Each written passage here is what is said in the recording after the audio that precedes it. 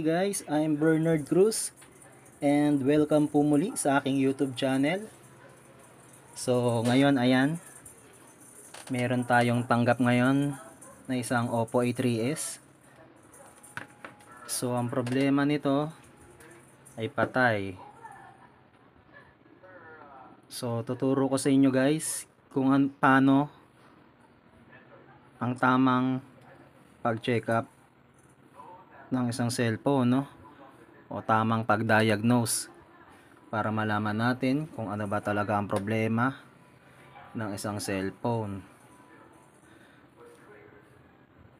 Isa itong Oppo A3s, kulay purple ang takip niya. So papakita ko sa inyo guys, no, kung paano yung tamang proseso. So una, kapag ka nakatanggap tayo ng isang cellphone na patay, siyempre sabihin ng may-ari biglang namatay, ayaw na lang bigla mag-charge. So tayo, di na naman natin agad alam yan kung ano ba talaga problema ng isang cellphone Dapat guys, no, step by step, alam natin dapat yung tamang procedure. Kapag sinabing patay yung isang unit, hindi pa pwede yung bubuksan agad natin, no? Bubuksan agad yung takip, kukunin yung motherboard, tatanggalin hanggang sa kung ano-ano na yung iinitin. Ayan, tuloy tayo kasi kumatok yung may-ari. Hindi ko agad nagawa to, gawa nga ng kakatapos ko lang maglaba. Kaya ngayon ko lang nasikaso. Kala niya siguro gawa na, sinabi ko naman sa kanya na naglalaba ako. So yun guys, no, ulitin ko. Dapat may step by step tayo paano mag-check. Una, dapat mayroon kayong product schematic, lalong-lalo na sa mga baguhan guys, no. Kasi dito, itong product schematic, makikita natin kung talagang nagcha-charge. Kahit basag yung LCD niya, no, malalaman natin kung nagcha-charge, kung anong amperahe ang pumapasok. Ayan. So charge natin gamit yung product schematic. Ayan, pakita ko sa inyo guys yung product schematic ko. Ayan, nakasaksak siya. Ayan. So wala, number 1. Kahit saan wala ka makikita, 00. So hindi siya nagcha-charge guys, ano. So talagang patay yung unit. Marami kasing possible na dahilan. Ayan, 00, hindi talaga nagcha-charge yung unit, no. Marami kasing possible na dahilan kung bakit hindi nagcha-charge, kung bakit patay ang unit. Maaring shorted, pwede sa charging pin or sa charging port, pwedeng battery ang problema, o pwede ring motherboard na, no, may problema yung charging IC, pwedeng shorted. So ayun, yun muna yung unang step guys, no, charge nyo muna sa product schematic para makita natin kung nagcha-charge ba. So pangalawa, yun na, pwede mo nang buksan. Pagkabukas, ang una nating ititest, tanggalin muna natin yung SIM tray. Yan. Nalaglag yung SIM card at memory. Muna natin. Pwede na natin siyang buksan. Pero hindi tayo gagalaw agad ng mga pyesa guys, no. Ang gagawin natin, magte-test pa rin tayo, check up gamit ang tester. Ayan, tester naman ang pangalawang hawakan. Testerin natin yung charging port, kung merong voltahe na dumadaan. Pwede rin nating i-tester yung battery, kung may voltahe ba, no. Malalaman natin kung drain, kung walang voltahe, drain yun, or pwedeng sira na yung battery. Pagkatapos sa battery, pwede na tayong tumungo sa motherboard. So ayan, no. Kukuyin na nga lang natin. Ayan, para mas madali. Kaagupit ko lang kasi. Ay, medyo may kuko na naman na. Nakaraang linggo naggupit kasi ako ng kuko. Ay, medyo mahaba na pala. Ayan. Ito, wala naman tong fingerprint, no, kaya okay lang na wala tayong alalahanin may mapupunit na flex cable. No, sa iba mga unit guys, mag-iingat kayo, no, may mga fingerprint dito sa power button. Mag-iingat kayo ng pagtanggal ng takip ng cellphone, baka mapunit yung flex cable, abono kayo. So ayan, sa itsura ng cellphone, ayan, hindi na siya presentable tignan. Lukot-lukot na yung sa battery niya. May mga bakat-bakat na ng kung ano man ang bumakat dito. So hindi na siya fresh guys, no. Maaring napagawa na to sa iba. And then yung selyo niya dito, no, sa mga meron kasi isang selyo dyan sa isang tornilyo, wala na rin siya, wala ng selyo. So ayan na, dito mukhang ito hindi pa nabuksan, no. Ito yung sabi ko, itong sa charging port nya, speaker, ayan, meron pa siyang selyo, sticker. Maaaring dyan hindi pa nabuksan, no? Pero dito sa motherboard at saka itong battery na tungkab na to, natanggal na. So ayun, ang una muna nating gagawin, buksan natin to, itong sa charging port nya. Tapos gagamit tayo ng tester para malaman natin kung merong dumadaloy na voltahe sa charging port. Tanggalin natin yung mga tornilyo.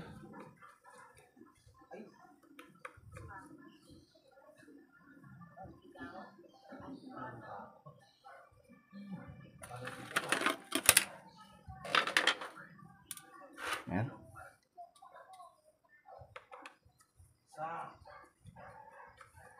Kapitbahay lang din kasi yung nagpagawa guys, no? Tsaka bata pa, Johnny.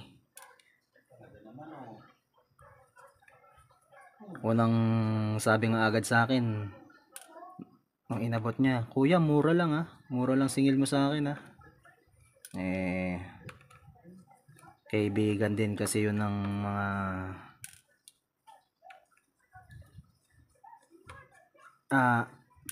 pamangkin kasi yun ng mga kaibigan natin dyan, ng mga kapitbahay. Kaya nahiya rin tayong disingilin ng malaki. Pero kung mga IC na yung papalitan dito, charging port, diba syempre maniningil tayo ng ano, diba? Pero kung mga charging pin lang problema nito, wala naman tayong ganong gasto sa pag-repair, okay lang. Kaso kung gagastos tayo sa pyesa, yan, tinanggal natin yung takip. And then tanggalin natin tong flex na to. Dito kasi dumadaan yung, ayan, sa charging. Yan. So magsaksak tayo ng charger, product schematic, and then tetester natin para malaman natin kung merong voltahe. Ayan, dito tetester natin dito, kabilaan na to, sa may port nya, no, kabitan ng flex cable. Ayan, tingnan natin, gamit tayo ng tester.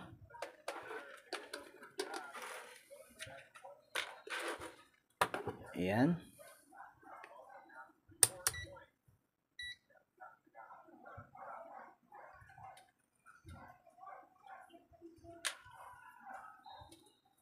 Natin kung merong, nakikita nyo ba, pailawin natin. Ayan, then tester natin.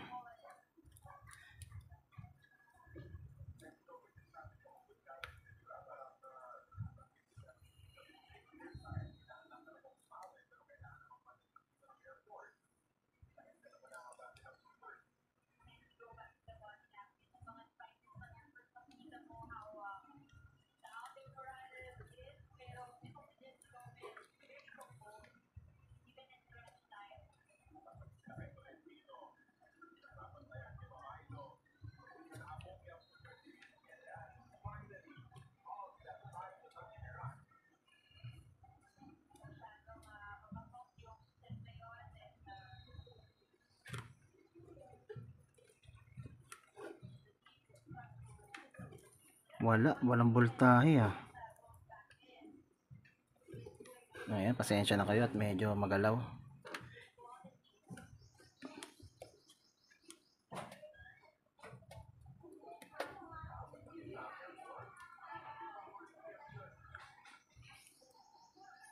Ayan, walang voltahe.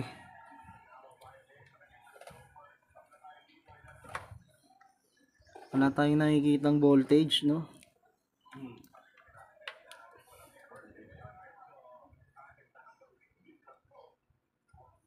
Meron man, napakababa lang ng lumalabas.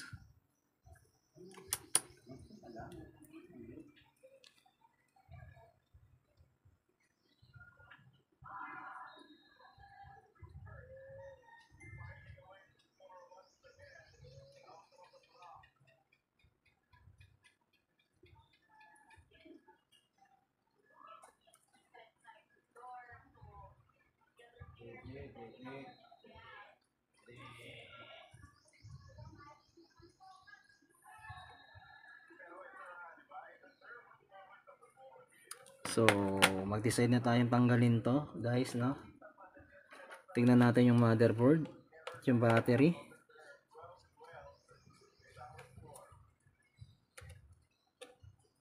Ayan, yun ang sinasabi ko, guys, no? Dapat hindi tayong padalos-dalos na kapag sinabing ng customer patay yung unit niya, gagawin yung power IC, CPU, i-reheat. Huwag ganon, no? Kasi error yun, guys, kapag ka ganon ang ginawa natin. Huwag tayong gumaya sa ibang vlogger na hindi gumagamit ng tester. Reheat na lang ng reheat. Ayan. So, maaring magka-error ang isang cellphone kapag mali ang procedure, no?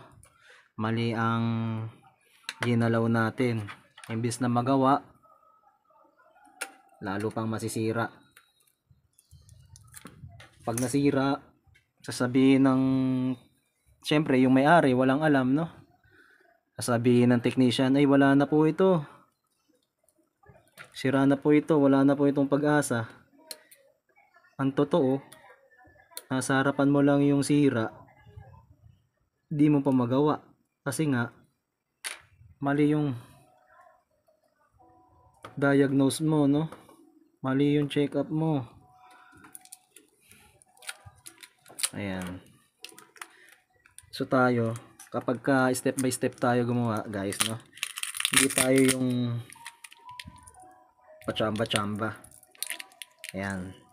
Dapat ang cellphone technician ay hindi pachamba-chamba kapag gawa ng cellphone, ano? So ayan, tinanggal muna natin yung battery. Dahil kung talagang walang ano to, meron tayong gamit pang charge nasa video ko yun, no? Pwede nyo panoorin. Mga nade-drain, kung walang talagang karga, 0-0. So tester muna natin to, pang battery, no? Tulad niya ng sinabi ko, guys, kailangan hindi tayo nagmamadali sa paggawa ng cellphone. Dapat tama palagi ang procedure. So ayan, papakita ko sa inyo ulit. Ang gilid muna natin.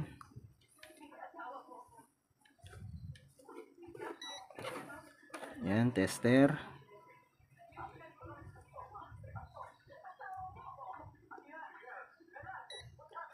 Ayan.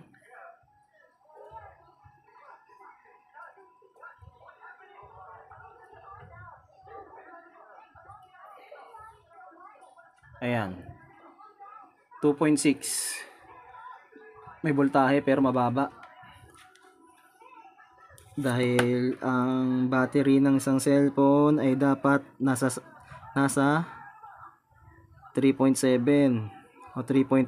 Ito 3.8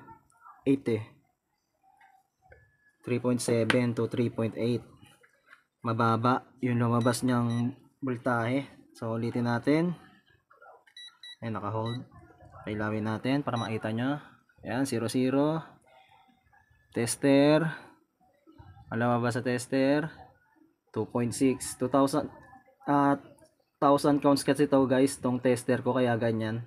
2,671 ang lumabas. So meaning niyan 2.6. Maganda ganitong tester guys, 1,000 counts. Bumili kayo na ito, mura lang. Bili ko dito sa Quiapo, 1,200.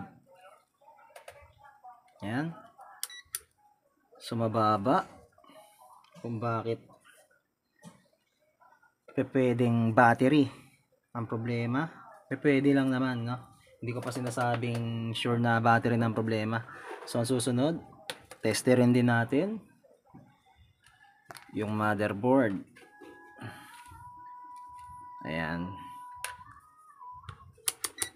Testerin natin kung shorted o hindi. So ayan. Ilawin natin OL. May tatlong function tong tester ko eh. Iba-iba yung function nito. May kinalaman sa pag-test ng shorted. Ayan, tingnan natin. So dropping.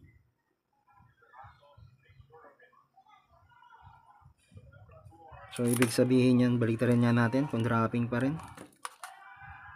Pag dropping kasi hindi shorted eh. Pag pataas yung count, shorted. So dropping pa rin.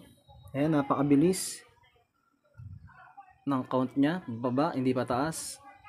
Normal. So tingnan natin sa beep. Ayan. Tingnan natin kung magbi-beep siya. Ayan, pag bumip ng gano'n, no, tuloy-tuloy, shorted yun. Ayun, beep lang. Normal. Ito yung pangalawang function guys na beep. Normal.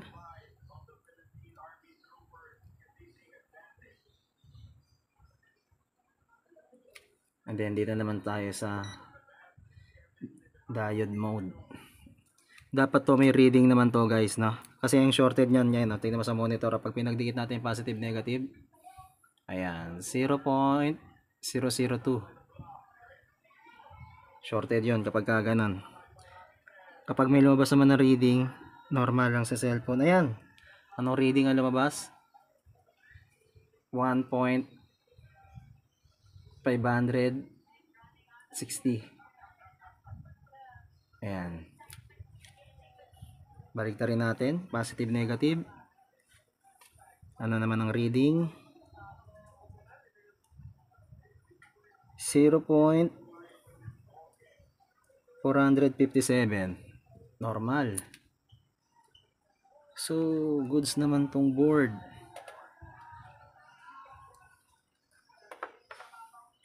Di naman siya shorted, no? So, kapag hindi shorted, di naman ibig sabihin nun guys na talagang goods na yung cellphone. Clue pa lang natin yun na wala siya, sa shorted kasi, wala siyang patay na mga pyesa like capacitor, no? Diode, resistor, power IC. Ayan, no? So, pwede, sa charging port kasi guys, o sa mga coil, hindi na detect ng hindi nalalaman ng tester yun, no? Mga ganong sira.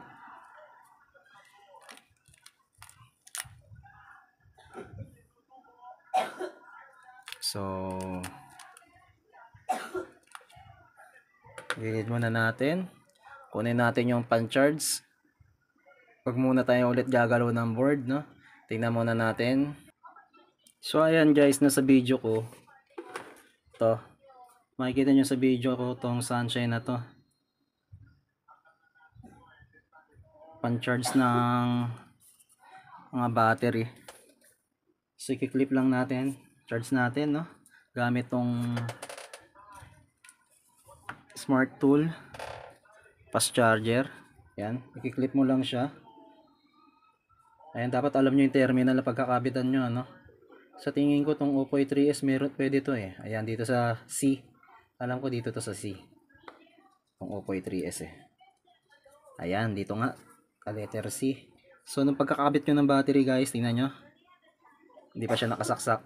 May lumabas 3.1 volts. And then sa amperahe niya, wala pa lumalabas. Gawa nga, hindi pa ito nakasaksak. No? Sasaksak muna natin yung charger. Then tingnan natin kung mag-charge. Yun, nahugot yung battery. Na natin pag nag-blue at hindi agad nag-red, ayun, nag-blue siya. And then kumakain na siya ng amperahe, no? 2.05 o 2.0, no? Ayan. So normal, nagcha-charge siya. So hintayin muna natin mag-charge. Baka ang problem lang nito ay masyadong mababa ang voltage ng battery. Okay, pwedeng battery na rin ang problema. So tingnan muna natin, no? Balik na lang tayo mamaya. Ayan, nahugot na naman. Dip natin. So tingnan na lang natin mamaya, no? Kapag na full charge na. So ayan guys, okay na siguro to. Tong battery, tingnan natin kung sa battery lang ang problema, kung na-drain lang, o kung meron pang ibang problema. Itutuloy natin sa paghahanap naman sa motherboard, no?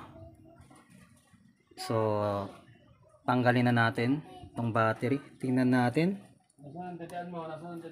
Ayan.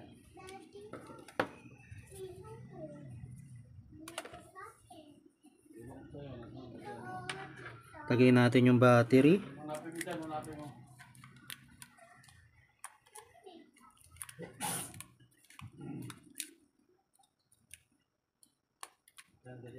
Then saksak natin si charger. Tignan natin kung magcha-charge. Kanina ayaw mag-charge, no? Nakita ko naman sa inyo sa product schematic. Ayun, nag-vibrate.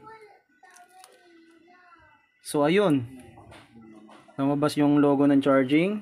Kanina hindi lumalabas yan. So ayan na guys, nag-charge na siya. So ayun, no? Yan ang sinasabi ko guys. Dapat kapag may tanggap tayo, no? Ayan, 35%. Kapag may tanggap tayo, wag tayo yung para bang gigil na gigil sa isang cellphone agad. Masyadong nagiinit, no? Kailangan yung pag-check up natin, yung diagnose natin, o sa madaling salita, yung pagtingin natin sa pag-check up sa isang cellphone, dapat ay palaging tama, no? Step by step. Bumili kayo ng mga gamit, guys. Lalong-lalo na sa mga baguhan. Ako, di ko naman sinasabi na kompleto na ako sa gamit, no? Marami pa akong kulang, guys. Pero kahit pa paano may mga gamit na rin ako, kaya nakaagawa na rin ako ng cellphone o tablet. Wala pa akong microscope. Ayan, sa mga walang may microscope tulad ko, no? Pinag-iipunan pa, medyo may kamahalan kasi microscope, guys, eh. So ayan, nag-charge na siya, guys, no? So hindi tayo nagkamali sa paggawa ng cellphone dahil hindi tayo padalos-dalos, no? Hindi tayo ininit agad yung CPU, ininit agad yung power IC. Yan, hindi. Step by step tayo. I-charge sa product schematic. Pag ayaw mag-charge, buksan ng cellphone, humawak ng tester, i-tester yung charging port, tester yung battery, tester yung motherboard. Ayan, no? Malalaman at malalaman natin, guys, at magagawa ang isang cellphone kapag tama ang procedure. Kanina dito nagcha-charge. So ang sabi nga ng may-ari, bigla na lang daw namatay. Paano hindi mamamatay? baka pinaglalaroan, di namalayan habang naglalaro siguro ng ML o kung ano mang games, biglang namatay, hindi niya alam, simot na yung battery niya. So drain to guys, pakita ko ulit sa inyo yung ginamit yung pan-charge.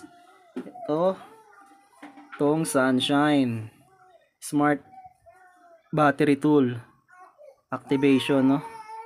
Ayan, panoorin nyo dun sa, meron ako nitong video guys, panoorin nyo na lang paano gamitin. Madali lang naman gamitin to sa mga Shopee, Lazada o sa Quiapo. Sa Quiapo ko to nabili guys eh. Yung isa pala yon. Ito sa supplier ko pala to nabili. Supplier ng mga LCD dito sa amin sa Novaliches. Yung isa sa Quiapo ko nabili. Yung OSS team pala yon. Yung isa, yung itim, ito sa supplier ko to nabili.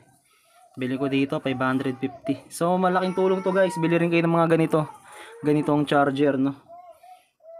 So dahil dito sa charger na to, no, magawa na natin yung cellphone. Ayun lang pala ang problema. Ayan.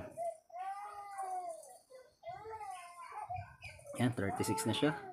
Nag-charge na. Kaya nag-36 agad siya guys kasi nga chinarge ko dito eh, no. So kaya nung pagsaksak ko sa cellphone, may laman na siya. 35% na agad siya. Gawa ng dito nga na-charge yung battery. Yan.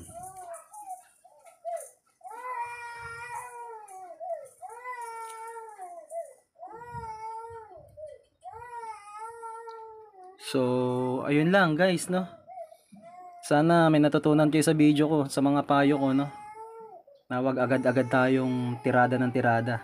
Step by step lang, panoorin nyo yung tamang pag-diagnose ng isang cellphone at magagawa natin ng isang cellphone. So, kung bago ka man sa aking YouTube channel, paki-isang like naman dyan. At pakipindot na rin yung notification bell. At mag-subscribe naman kayo guys para sa mga susunod na video ko ay maging updated kayo. So, maraming salamat po. See you on next video. Bye!